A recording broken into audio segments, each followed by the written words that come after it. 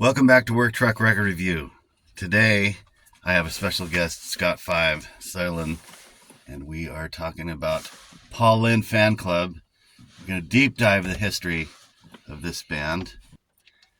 I have a lot of questions, even though You were there. I was there. Here we go. We're going to lead off with kind of a hit from this first album, which, speaking of being there, this song must have evolved after the 2004 election. We were talking about Diebold machines. Yeah, the Diebold voting machines. I think it might have actually even been the 2000 election, because I think Jim had this in his pocket, right? There's like, I think about half the songs like Jim and Lisa did were as a duo, right? Before I joined. So I think there's one of them. It's about those kind of theories about the Diebold machines and election fraud. For those of us on the left that suffered some paranoia about voting machines. The first time. Looking back, it just seems so quaint that we would have these paranoid notions that an election would be stolen from us. Of all people, the wildly popular John Kerry. What was his bus? Didn't he have a something Express? No, the Straight Talk Express. I think that's somebody else, but Swift-boated Express. Poor dude, so it is about that. I'm not exactly sure what he's doing at the beginning of the top of the song. I've never spelled that out. ESASAIS. Is that it? Yes. I'll have to ask Kurt, because I know the number 3 do this. A very excellent version of this. Yes. And it reminded me. So here's another wrong assumption I had, because of back in those days when you and I were hanging out quite a bit because you were doing duty in Doll Test and Riff Brokers around the same time, 2006. And I remember hanging out in the Paul Lynde rehearsal space underneath the Rendezvous. And for some reason, I was under the impression you guys tracked this album there, which you guys did pre-production there, right? With the recording. We tracked this, right, entirely at Chroma Sound. But we were real big on, we recorded ourselves, a lot. Right. So there'd been permutations of these, right, that we would do, like on Jim's multi-track recorder in the space. We were always working on stuff and arrangements, and we recorded every practice, right? A lot of this came out of just all the mics are on every time we run it, we record it, right? You were well prepped once you step foot in Chroma. This kind of does, you get the impression that this is just kind of arbitrary, but it's not. It's like there's a certain amount, it's on the beat, right? When it goes into these parts. So, and you got to play like you are out of control. I'm going to try to put all these little pieces together, in my memory at least, because Chroma was the place in that time period, because the following year we were to go put Mosque Alarm Clock together there.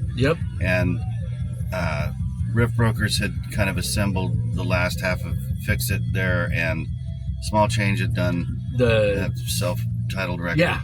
That's where I first was aware of it, when Small Change was working there. And did not Llama work with Kurt there at that same studio? It's funny because this album and the Llama album kind of blend together because the sessions were so close, right? And Kurt was just producing both of those records, right? The first Llama record. The same drum miking method on the Llama record is on this. It was just a great room to get Jim's drums and Lisa's bass. And a little bit of my guitar. I put the main amp in the ISO booth. There's some guitar bleed in the room, and then just play live. Nice.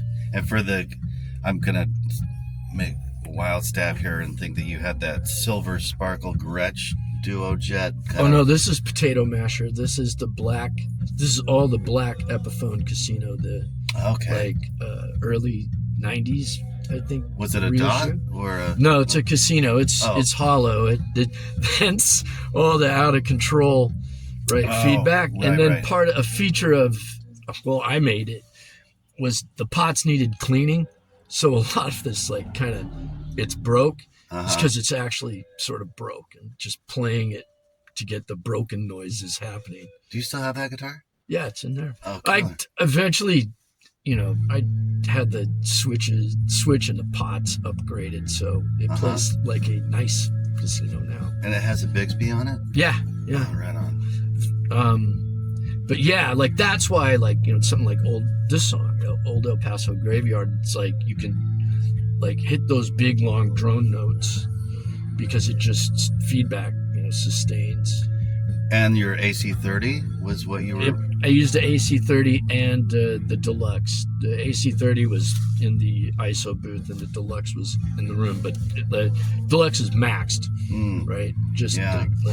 I think I have a tube screamer at some points in this, but that's it.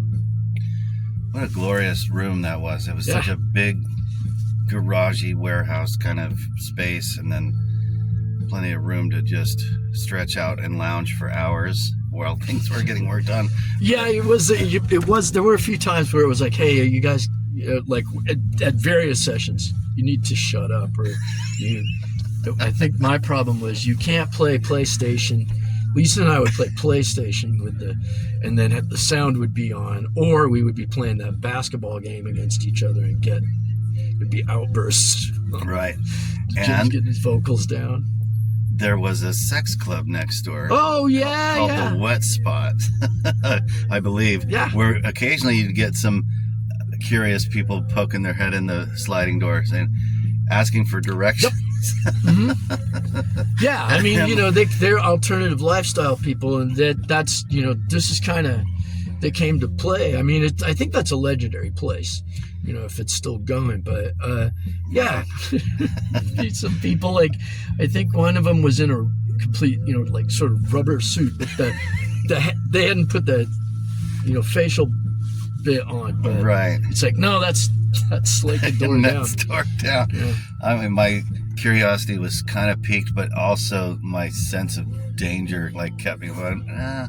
It was the override of I'm not that curious. What goes on there? I know that I'd be deemed unwelcome, probably just from the look on my face. Yeah, I've always kind of thought so too. But having been at lots of hippie kind of things where people are naked and crawling around in mud, and I've been there doing it too, right? Yeah. It's kind of people kind of in real life just sort of look like their usual sloppy selves, But right. If anything goes amongst consenting adults. But I think the gobsmacked look would be not appreciated. It's funny how when time elapses and I forget just exactly how we ended up there. I know it was Johnny Sangster who kind of I was working with to lead me there. It would make sense that Kurt Bloch would choose to work there. But Jason Stasic was part owner. Yeah, and all his keyboards were there. Right. So his fucking Mellotron and pardon my French, everyone. His friggin' Mellotron was there, and his B3, which you played. Yeah. On the Doll Test, I have a good memory of sitting in the chair, playing little Arch Rivals or some PlayStation game, just watching you play overdub an organ bit. I think it was my future self. It was wow. Yeah. He's got a knack, and you just make it fills the whole room, right? The sound of the Leslie and whatnot. It was well placed. I guess that would have been my Al Cooper moment of just right place, right time, right organ. Yep. With very little sort of prowess. There was a sort of a magic around that room. Just a very, very comfortable spot. I think it was an old paint storage. Yeah, I think it was just cinder block walls, right? And then no, it's just a big room, and then nice those big tall baffles, so you can kind of baffle some stuff off, but you're just kind of getting the room sound when you're playing. I mean, like that's why I like these songs that we developed in the space that kind of like sort of the spirit, like the band spiritualized, like a drone, right? Modal kind of thing. It worked really great in the room because Lisa's, I mean, if anybody's been in a room with Lisa King playing bass, it's like elemental, right? It's loud, it's hitting you on all these levels. So the whole room is actually, in like kind of, that's why I think the ones in A actually are the best sounding ones on here. Was she rocking a SVT like 810 cab with a big heavy tube head on it? Yeah, they had one there that we used, and then I think we used her cabinet, right? Mm-hmm. That coffin that we used to drag around all over the place. But great speakers, but the SVT so heavy, it had it like sign on it, "Don't lift this by yourself." But yeah, it sounded great. But Lisa can play through any amp. I think we all Llama and Sergeant Major broke her first Ashdown in the space. Oh wow! Blew it up. I remember. I had to buy her we bought her that Beta Sun. Now Ashdowns are British amps, right? Or I think they are, yeah. Notoriously hard to repair, hard to find parts for them or something, or slow boat to China sort of deal. Where they seem to be popular in the mid 2000s. Yeah. I'm not sure if they're amps because I'm not like Chris, like a gear head, but I think they have chips in them, maybe. Okay. And then after, recently, the Italian, what is that, Mach 3 or whatever, the super lightweight, Class D, and get the job done with a lot less back strain. True, but for instance, F Bastards here, okay, so I wanted to join the band watching them do this. I think it was one of Llama's last shows before Rusty moved to the island? No, Arizona. Oh, because he moved there to Phoenix briefly for a while with his wife at the time. And we were playing with Paul and Fan Club, but I'd seen him, I think, at the Comet or something, and I was, So were they just a two-piece? Yeah, okay. And I think it's worth noting that I played with them in my first band as a kid. Right? Well, I was going to get to that. Yeah, and we can just jump right to there first because the history of the Dwindles and other things kind of needs to be explained. Sure. How your relationship with Rusty Willoughby, Jim Hunnicutt, Lisa King. That's pretty much the four of you kind of are the genesis of all history, right? Be like the mid 80s. Rusty and I met, I think that was 83 or 84. And I prior to meeting him, I was this guy Donald Glaude, who's a DJ actually. He's done a lot of great stuff. But we were paired up down in Stillicum, Lakewood. Bass and guitar. Yeah, high school. And I put an ad in the Rocket looking for a drummer, and I mentioned the church and Echo and the Bunnymen, and he called. We just talked, kind of hit it off right away. We like the same imports, right? Mm-hmm. Especially the church and Echo and the Bunnymen.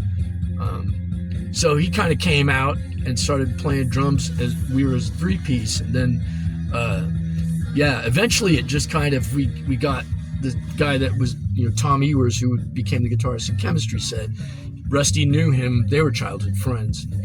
We kind of had a permutation of a band of that, and then out of that came the Dwindles, which involved Lisa, who Rusty had known. Rusty and Tom had played in a band with her previous to me meeting Rusty. Okay. And Jim falls into the equation because Rusty and I were standing outside a rain parade show at the Oddfellows Hall, 1984 or 5, right? And we were just talking. Is that place on 14th and Gessler? No. It's Oddfellows Hall is on Pine. Okay. Yeah, like you know. Where they go swing dancing and okay, I know. Yeah. Anyway, we were waiting in line. We were talking about music and stuff, and this fella, glasses very much like this. I wear this kind of for Jim, it's a good look. But he, this laconic kind of, guy, kind of had a little bit of a, like, sort of North King County drawl, I'd call it, right?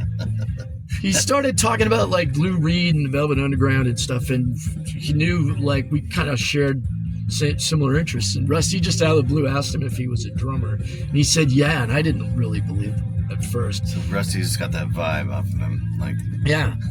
And we just exchanged, information, and he showed up, like, with his Ruther drum kit, sure as hell he could play. And that's kind of 84, 85. Then Lisa was the bass player in the Dwindles. Not only could he play, but he fit what you were looking for, because Jim had never been, he's not a Neil Peart kind of flashy guy. He's not a Keith Moon. He's a Charlie Watts kind of very Charlie Watts, or like who's the guy from James Brown? Stubblefield, Clyde Stubblefield, is that his name? Yeah, I think so. He just lays down like this rock solid beat, right? And it doesn't really, it holds a groove, and it only kind of really speeds up or slows down when he wants it to. Like, there's a lot of other drummers kind of naturally have a little bit of like grease.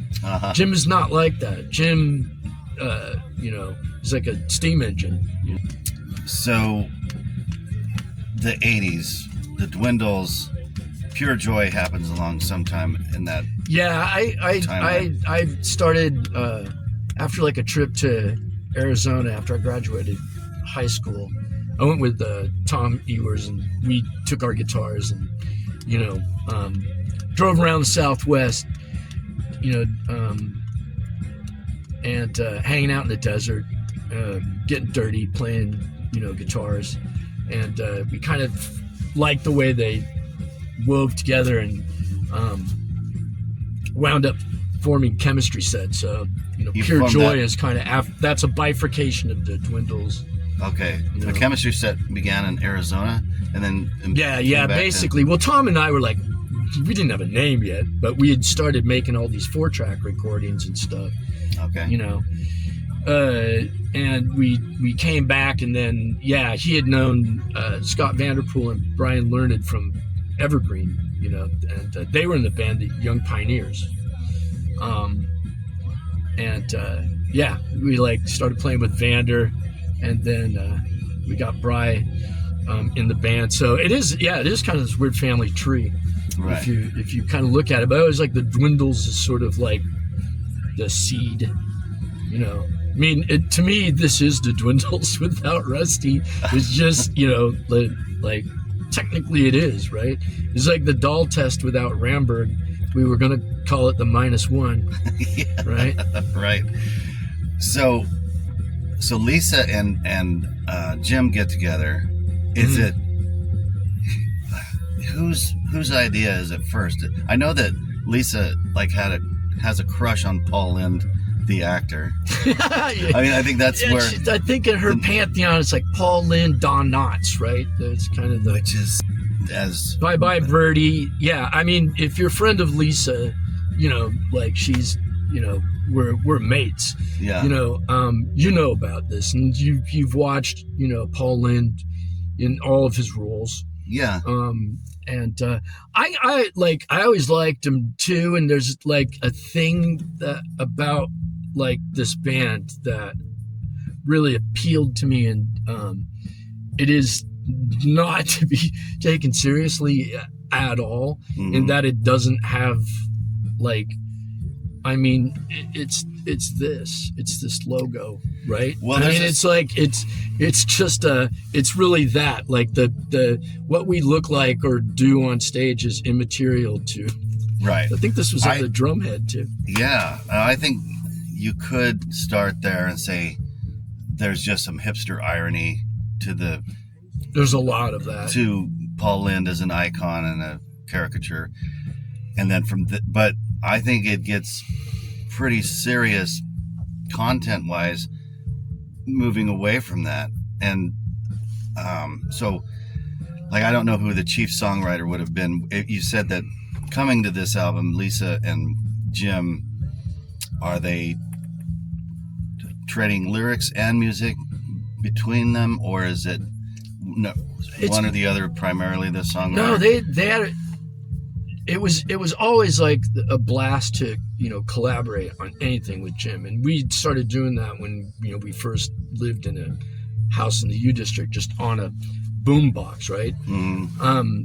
Jim, he's like a facilitator for whatever creativity you want to kind of channel right into it. And the best thing was, like, you didn't have to sing. He would just sing and stuff off the top of his head, or just things to make you crack up, right? So I think this song, Look Around, this is like a Lisa piece, right? I mean, musically, yes. I mean, and then Jim added the really brilliant lyrics, and it really evokes this kind of fish tank sort of mood. Oh, that's a good way to describe that. So there's another element to Jim. Unfortunately, I can't interview him right now, but I called a big cedar in the backyard, Jim. Oh yeah. So probably don't need to film it, but if you want to go say hi, you can. Oh great. Jim's doing good. The arborist cleaned them all up. Nice. Well, what Jim, especially, let's take the song Yoda, for example. Okay. And I know that he's got a lot of stream of consciousness kind of is his bag. And then, but there's also a lot of pop culture references, and even in Parisian Night Suit, right? So what it reminded me of right off the bat was this comic strip that was in the heavy metal magazine by Rod Kierkegaard Jr. called Rock Opera. Yeah, Do you remember that one? Yeah, I do. The character Gollywog. Like, I've been going through a bunch of weird, like, old trading cards. I mean, heavy metal, I don't know if they ever had those, but, like, creepy and eerie. And I'm just thinking about, like, Frazetta and, all those artists and pulp rag writers, and, like, see a little bit of, like, exposed warrior woman breast or something, right? But, sorry if I'm interrupting. No, that's okay. So you're familiar, because heavy metal in the late 70s, early 80s had a great run of graphic novel quality painted sort of comic material. And I got a hold of some copies when I was a child in the early 80s. And I was really fascinated by that ongoing series, Rock Opera. And he would kind of reproduce in a photorealistic sort of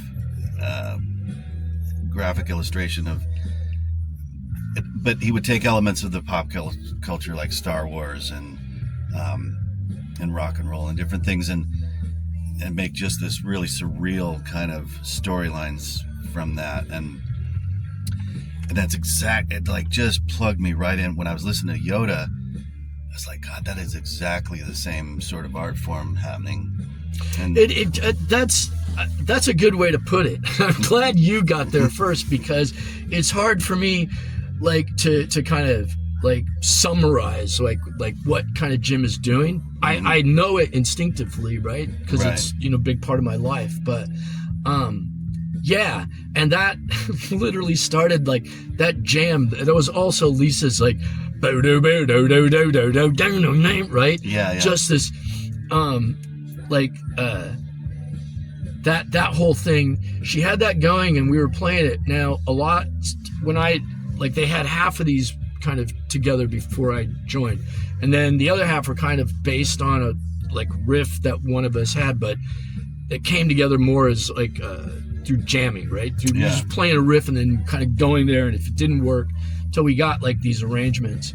And that one, that was like right across from his drum set, there was one of those helium balloon Yodas, right, that had been deflated, and I think Lisa tacked it up on the wall, right? So he's looking at it like he looks just like Paul Williams. He looks just, and it's it's like, yeah. And obviously, like there's a few takes of this where I can't get past that because I can't keep going. I'm laughing. Like that was a key feature of playing with Jim since I was like, couldn't get into a bar, right? We would start doing something and he'd get a few lines in and say something so completely off the wall that you just start laughing. But so he's kind of using that as his mantra, but then he starts bringing in things like those SCA guys fighting with duct tape swords in Ravenna Park. Right? That was another vision I could see right away. I saw him fighting with a duct tape sword last Sunday in Ravenna Park. And it's just like that's where we gave him the nickname the unreliable narrator, right? Because he could kind of get a groove going, and then David Byrne his way.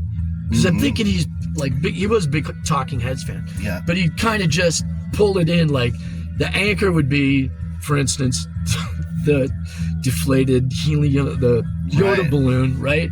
But then he just starts pulling in things from pop culture and that kind of mythology of rock and roll. I think what you're aiming at.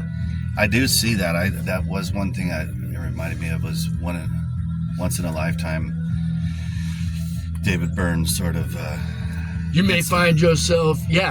How did I get here? That vibe, that narration, it's in a couple different songs, where it seems like cool and aloof and ironic in the early days, and then toward, I gotta say, I'd never heard this record before. Oh yeah, that one is really great. That was where we kind of reverted to, we wrote as a unit, right? Right. Like.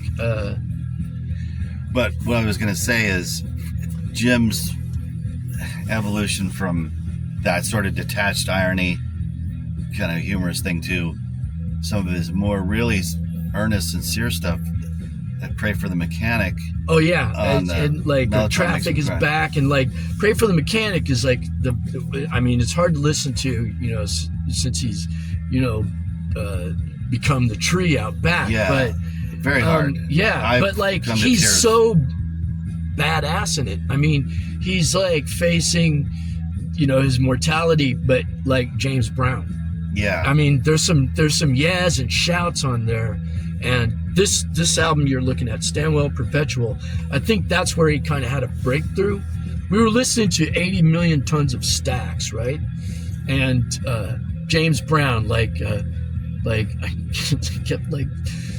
I see these weirdest stuff in the alley behind that rehearsal space, Belltown. Oh, yeah. And one time, it was just this big pile of popcorn from, I think, the movie theater, the Cinerama nearby. Oh, right, yeah. It was in the alley, but then there was, like, a big pile of dog shit.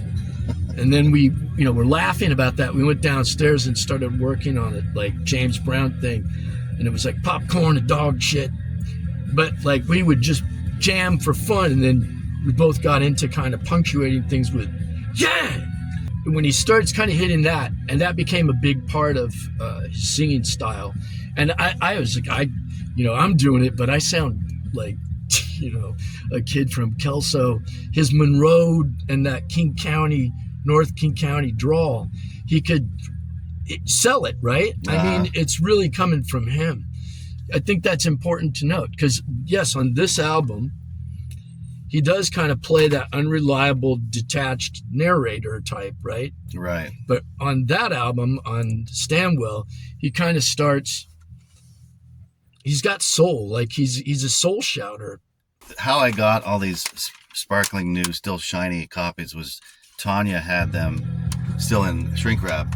Are you kidding me? No, yeah. So I was talking to Tanya. Yeah. And she said, yeah, I'll hook you up, because I couldn't find my old copies. Well, like I was frantically looking for mine earlier and found it. So I popped, I was prepping for this little chat, and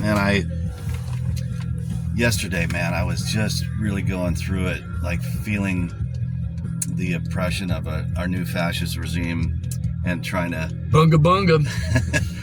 get through the physical effects it was having on my stomach lining. Sure. And it was making me kind of scattered, and I realized that I can't live my life that way. But I threw this on, and it just sort of washed over me, like the way that you recommend reading a Thomas Pynchon novel. Yeah, you don't turn up the hose and just let it go. Like, you don't grab onto anything. So this is the cheesy part, but I wrote a little poem as I was listening. Okay. I was going crazy, unfocused. My to-do list was growing undone. I put on Stanwell Perpetual, and it was anti-fascist action, a very welcome intruder that reset my scattered thoughts and Humpty Dumptied my shattered libtard feelings. The beta blockers are kicking in and giving me a new read option, a new outlet adoption. I'm ready for the new rock and roll. That's good, man. You know what, Jim? We'll have to go out to Jim out back and he wants to see you because you threw in read option. Right? Right. We I don't know if that's on your list. Well, it's what we're going sports through. Rock. Yeah. We are the premier sports rock band of this region. It may be the world, actually. Right. Because we're under pressure and we don't know what the fuck to do with the ball. That's right.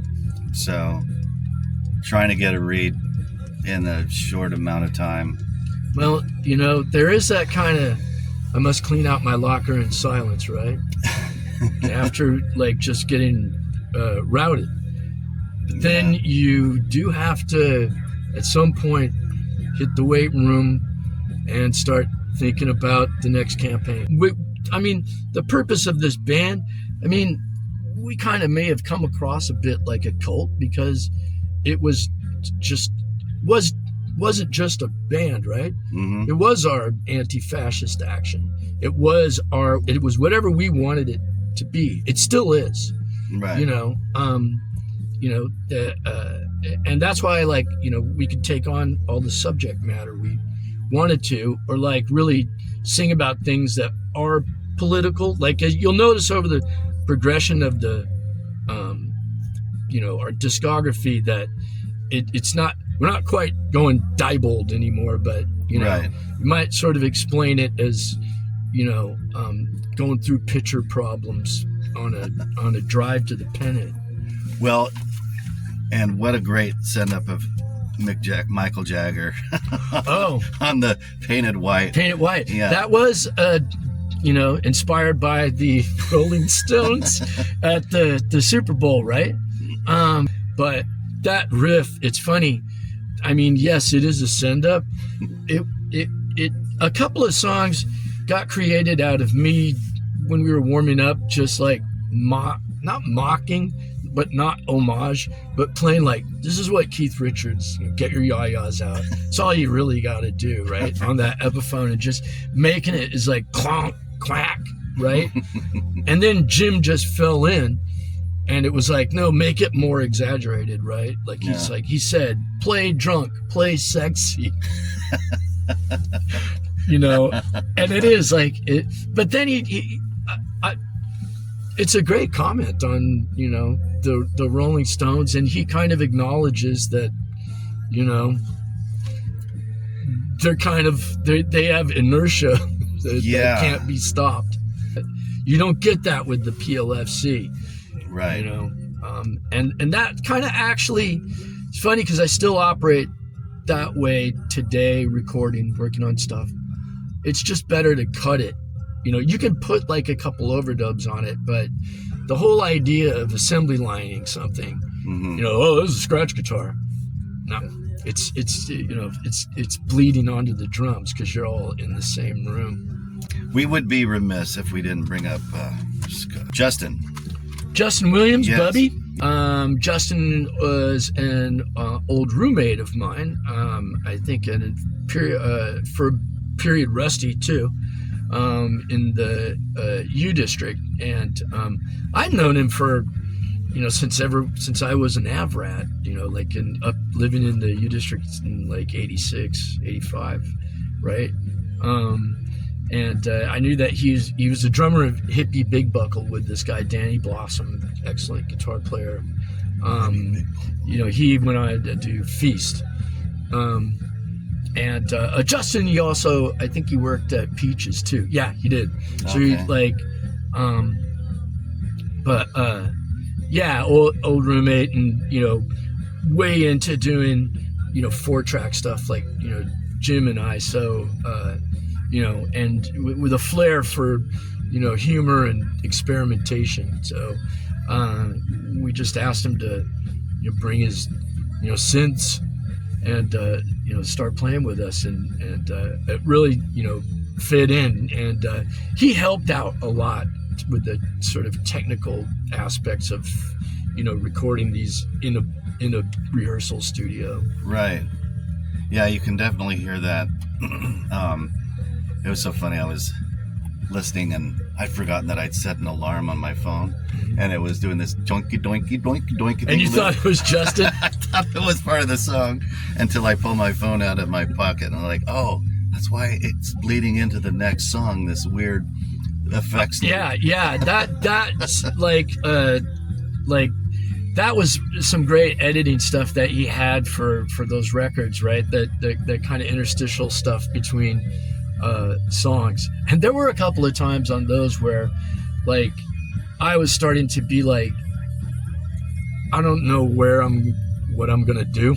Right? There's so much stuff going on, and I'm trying to play very minimalistic, kind of Wire or like James Brown stuff. But there were a couple of things where it was like, you gotta do something weird, try to get guitar sounds that are like not, you'd mistake it for like a keyboard or something else, right? Like in metallic and kind of harsh and clangy. That was just a necessity because like between Justin and Lisa, the real estate is going, like the bandwidth is getting sucked up, so you have to navigate it, right? Whereas like on the first album, it's just we're three of us are filling the space.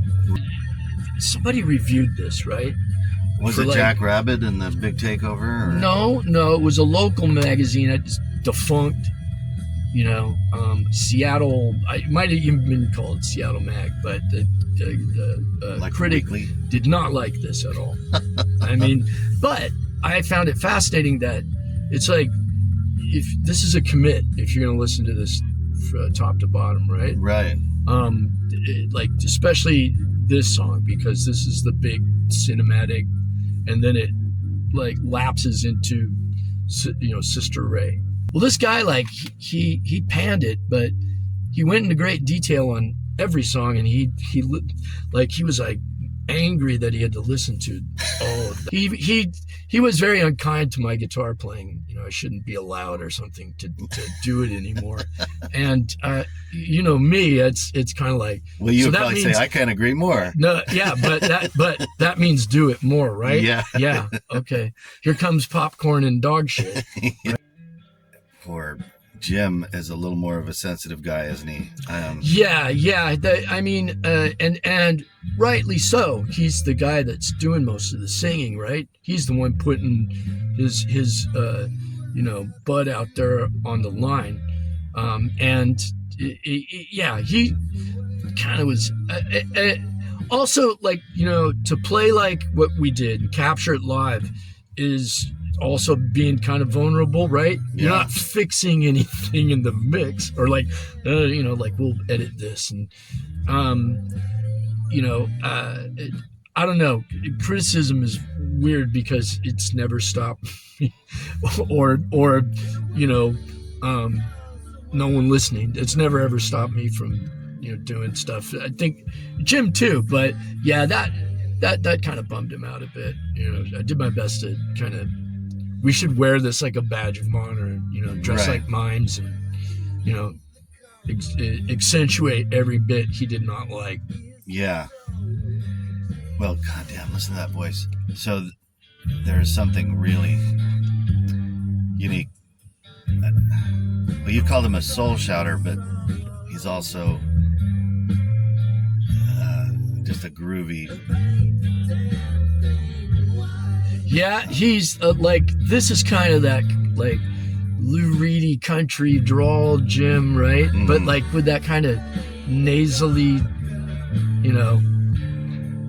But a really great pitch and just, I don't know. Well, like, I don't know. I'm not a real musician, but like, you know, it's like mellifluousness or whatever, where he kind of lilts his voice, you know, and I can't do that. But like, you know, and playing with him, like, you could watch him kind of take on affectations of other singers, right?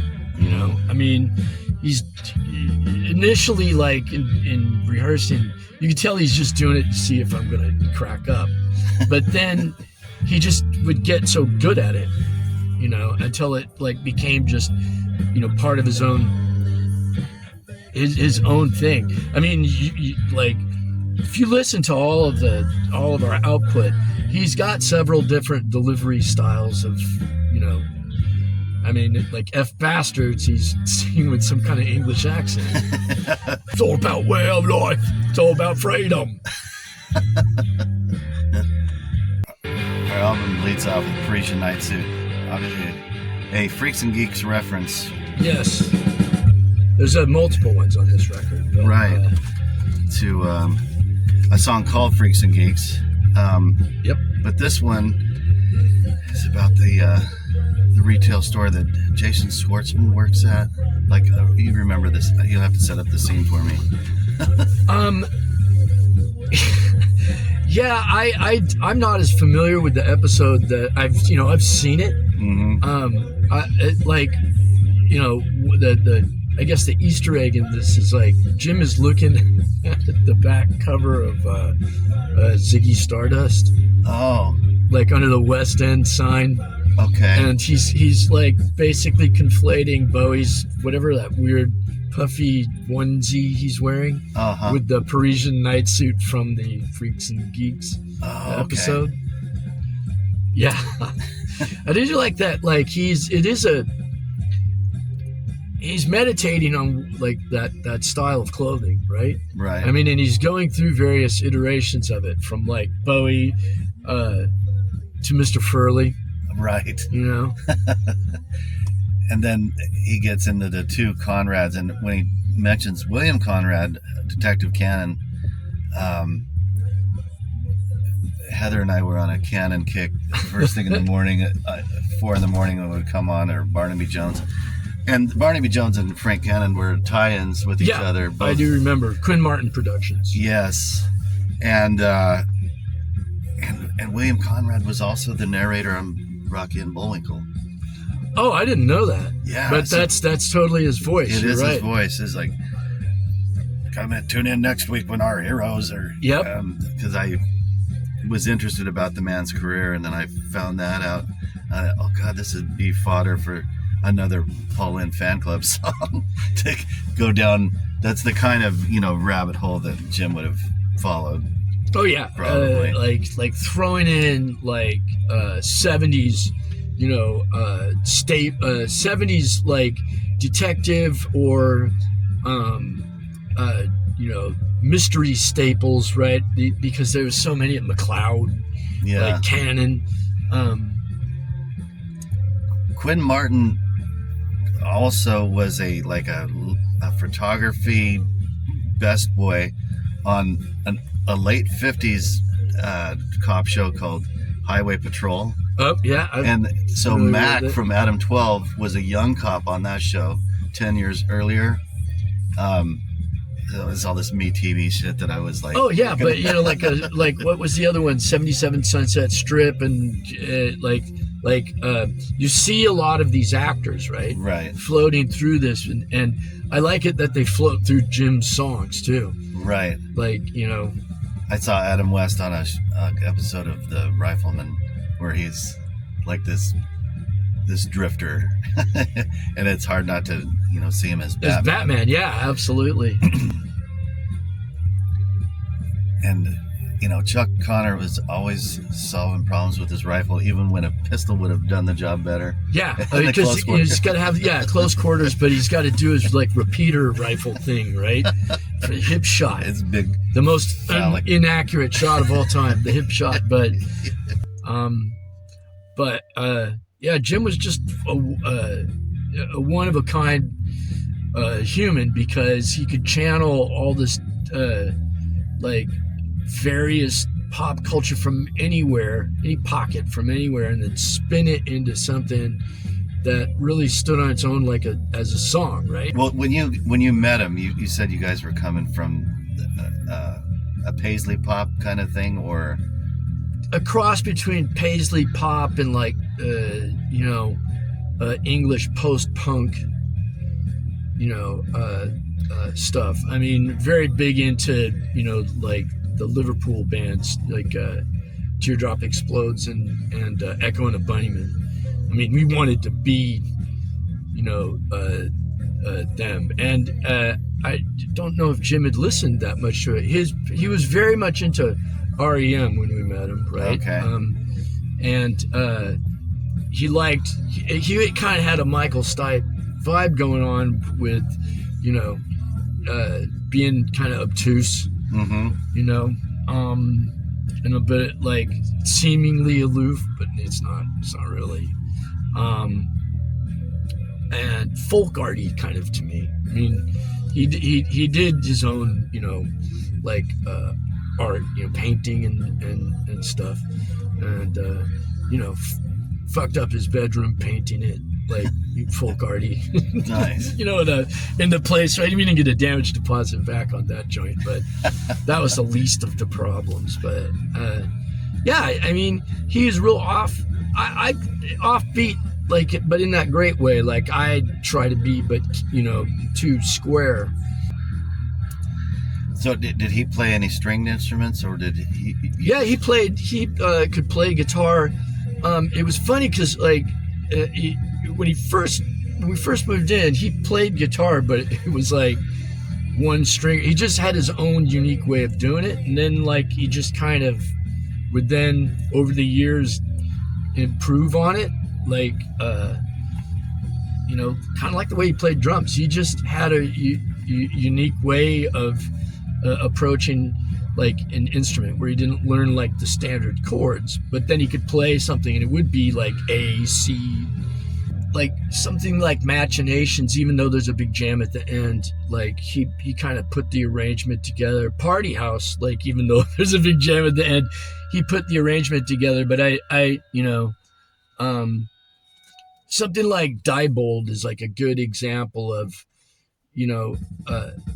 well, here it comes, right? He's got this all worked out, including the weird time signature switch and freak out. Oh wow. At the end, the tack on bit is that's Lisa. That's Lisa. Yeah, and then the shit at the end is me. The sad whale noises. I mean, I've got a lot of Jim's early stuff, in the house, right? Like a collection of it. He would always share it with me because he could do recordings without anybody, just himself, right? Right. He'd lay down the drums and then, put bass and guitar and vocals and some keyboards over it. Gave me one thing, really demo tape. I guess his intention during the pandemic was to get Tanya and Cade together as an ensemble. Funny, I rediscovered this album when the pandemic occurred, and Heather and I were doing our friends' songs on live streams because some of that. Yeah, because we were missing the ritual of seeing everybody in those events, and we tried to do Diebold, and I'm really, which makes me appreciate Kurt Bloch's recent interpretations of it is a lot more on point. I'm always fascinated, and they do have an interpretation of it, but I like, it's kind of like, wow, you guys really paid attention to the structure, right? Beginning, Yes. middle, end, and that's pretty great, because it's, I think if you're casually listening to this, you're like, this is falling apart, it's flying all over the place, but it's not. It's always this, right? Structure. Right. Classic for sure.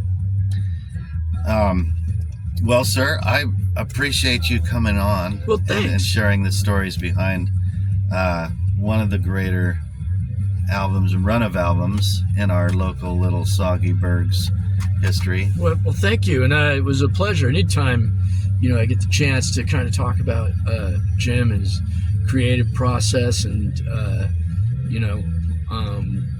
his life. I'm happy to do it, because I love the guy. Yeah. Told me to stay strong, and that's what I'm doing. And keeping the flame of sports rock alive. That's right. And one of these days I might try to cover the Mellotron Makes Me Cry, but that album makes me cry too much right now. Yeah. So this brilliant Last Hurrah, which is full of a lot Traffic of really good is back. stuff. Yes, it is. These times are not for sensitive people. No, they're not. But Traffic is Back is a perfect Jim song, because it's just like, you'll be in traffic and you'll be going like, traffic is back, traffic is back, right? Yep. Yeah. He lived through a pandemic and then was taken away from us. Yeah, he was. But I'll leave a message that one time, like, I had a whole bunch of, called it Jumpin' Jim, right? These 4-track jams and stuff. He gave me the tape, but at the end, he put this little thing on, right? And just the song stops, and it's him just recording on a boombox. He's like, this brilliant tape has been interrupted by a brief message. Please don't take the following too seriously. It could lead to major psychotic damage. Clip. So that actually is please don't take the following. It could lead, that's sage advice. Jim is my guru in a lot of ways, Yeah. Well, thanks for having me, man. Thank you, sir. As always, see you next week, maybe, if I still feel like doing it. Peace out. Yeah. Rolling. B-roll, but Okay. it can be edited with my cap cut that's been banned. Temporarily banned and with back. Bite dance, yeah. And then anyway. Seems like every time I do this, the framing is different, but that looks good to me. I think it's fine. I mean, like, this isn't David Lean shit. You just get two guys in a truck, right? That's exactly right. Yeah.